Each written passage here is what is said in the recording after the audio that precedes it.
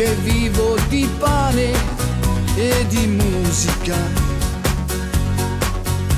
Ricordo la mia prima fisarmonica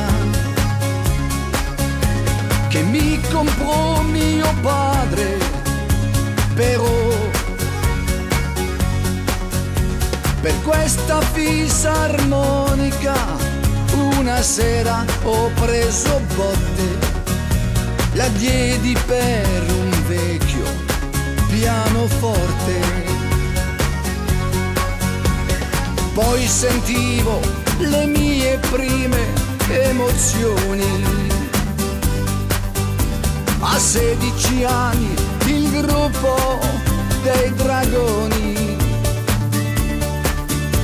Il treno per Milano ho preso già,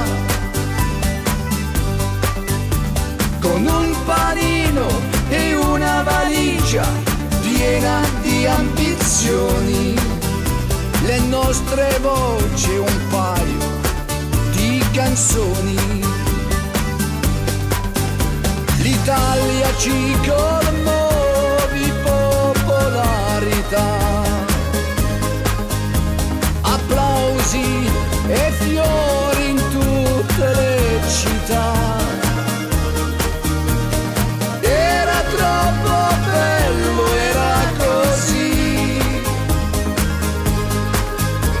Il trio che cantava Stella d'argento non c'è più, e si è portato via la gioventù.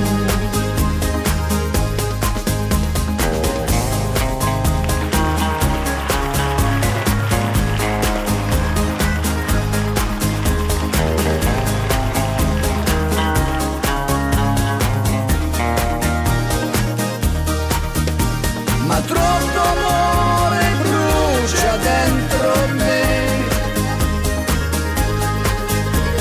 Ecco perché io Artivano ritorno a cantare, e niente mai più mi potrà fermare.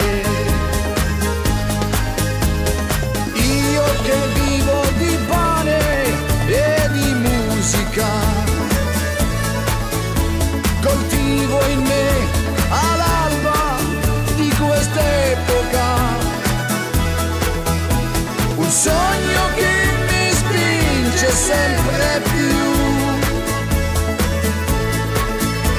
e mi dirige sulle tracce di Lucio Battisti, per fare anch'io parte degli artisti, per fare anch'io parte degli artisti.